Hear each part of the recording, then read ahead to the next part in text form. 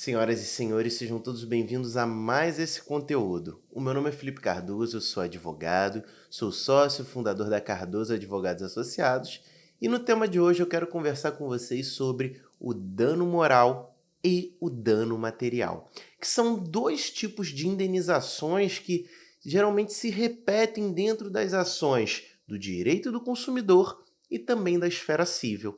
E eu quero começar falando com vocês, pessoal, sobre o dano moral, que é um dano que vai ter a sua origem, ele vai ser proveniente de um abalo emocional que você sofreu em determinada situação. Como o próprio nome já diz, o dano moral vai ser proveniente de algo que abala a sua moral, que é um direito garantido na nossa Constituição Federal, um direito digno da personalidade da pessoa humana. Então, como é um direito garantido, ele pode, caso seja ferido, ser alvo de reparação. Então, dano moral, a gente costuma dizer também que ele vai ser subjetivo, porque o abalo emocional que eu sofro pode ser diferente do seu. O abalo que uma pessoa venha sofrer, às vezes não é igual à outra. Uma pessoa às vezes se preocupa muito mais e outra se preocupa de menos. Eu tenho aqui diversos exemplos no escritório de questões às vezes até parecidas de clientes que optaram por ingressar com uma ação judicial e outros que nem ligaram, deixaram simplesmente para lá, em situações que seriam basicamente iguais. Então cada um vai responder a determinada agressão ao que a gente considera moral de uma forma diferente. E o dano moral, ele vai ter o critério de abalar esse transtorno psicológico, esse transtorno emocional, essa ferida na questão emocional da pessoa. Então a gente sempre fala que o dano moral, ele vai ser de forma subjetiva e vai ter também esse critério de reparação. Uma outra coisa, pessoal, que é muito importante é que o dano moral ele também pode ter um critério punitivo, um critério pedagógico. Pode ser também utilizado como uma forma de ensinar a pessoa que cometeu aquele dano que ela não deve fazer isso. Doendo aonde dói bastante, que é no bolso, seja da pessoa, seja de uma empresa. Então a gente tem também diversos doutrinadores que levantam essa bandeira que o dano moral, além de servir para compensar um abalo psicológico, um abalo emocional, vai servir também para punir a pessoa que cometeu determinada questão ilegal, determinado ato ilícito. Uma coisa muito importante, muito interessante também da gente comentar é que o dano moral ele pode ter o critério de compensar o seu tempo que você teve que despender ali para resolver aquele problema judicialmente. O fato de você ter que ter buscado um advogado, ter que ter ingressado na justiça, enviado documentação para o advogado ou até mesmo ter que ter comparecido numa audiência, por exemplo. Você poderia estar utilizando esse tempo para estar na praia, para estar trabalhando, ganhando dinheiro ou simplesmente fazendo nada. Isso é o que a gente chama da teoria da perda do tempo útil, que ela deve ser compensada na figura de um dano moral. Então, o dano moral, como vocês já puderam perceber, ele vai derivar ali de um abalo emocional, psicológico, e na verdade, sim, ele é bem subjetivo. O seu dano moral pode não ser o mesmo do outro.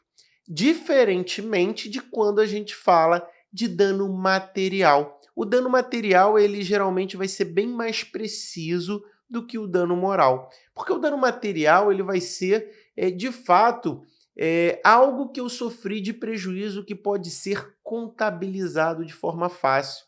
Como, por exemplo, você pegou meu telefone, você jogou fora, eu tive um dano, esse dano é material. Esse dano ele é facilmente recompensado através da compra de um telefone novo. Se você destruiu um telefone meu que tem um valor X, então, se você me devolve esse valor X ou você simplesmente compra um telefone nas mesmas condições, eu posso dizer que eu tive a reparação material daquele dano que eu sofri.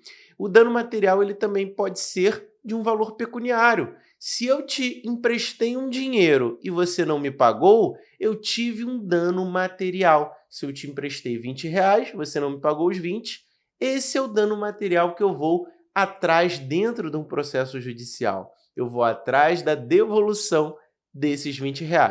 Obviamente que nesse caso a gente vai falar de correção monetária, de juros, também não tem problema nenhum, por conta do tempo que eu não tive, que eu deixei de ter aquele valor que eu te emprestei.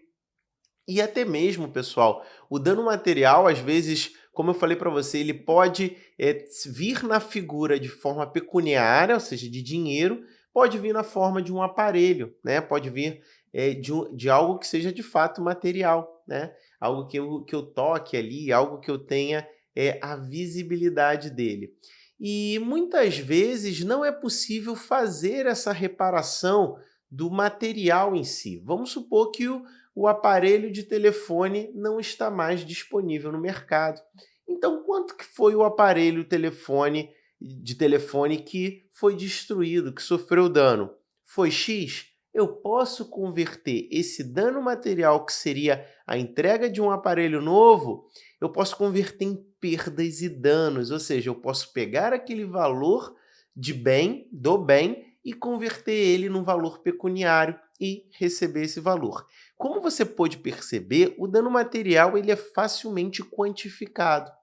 E algo que está também dentro do dano material são os lucros cessantes, que é algo que eu deixei de ganhar por conta do prejuízo material que eu sofri. Por exemplo, se um taxista ele tem ali o veículo dele abarroado, alguém vem e bate no carro desse taxista. E aí você tem o dano material desse taxista, que é o valor que ele teria que utilizar para reparar, para consertar o veículo dele. Você tem também o abalo emocional, porque ele pode ter ali se assustado, ele pode ter sofrido um acidente, e ali pode gerar o dever de indenizar ele também moralmente, por conta do abalo emocional que ele teve. Mas, a princípio, a gente vai ter, de fato, o dano material, que é o valor que ele precisa receber para recompor o veículo dele ao estado que estava antes daquele acidente, e nós vamos ter também os lucros cessantes, que é o valor que ele vai deixar de ganhar, porque a gente está falando de um bem que é alvo do ganha-pão dele. Ele ganha dinheiro com aquele bem, então ele vai deixar de aferir renda. Isso a gente chama de lucros cessantes, que é também algo que pode ser requerido no processo judicial que está dentro da indenização material. Pessoal, espero que eu tenha respondido, né, a pergunta de um pessoal que me mandou no Instagram esses dias. Se você não acompanha a gente, o nosso Instagram é @CardosoAdvogados. Espero que você tenha tido a sua dúvida, você que procurou por esse conteúdo, respondida.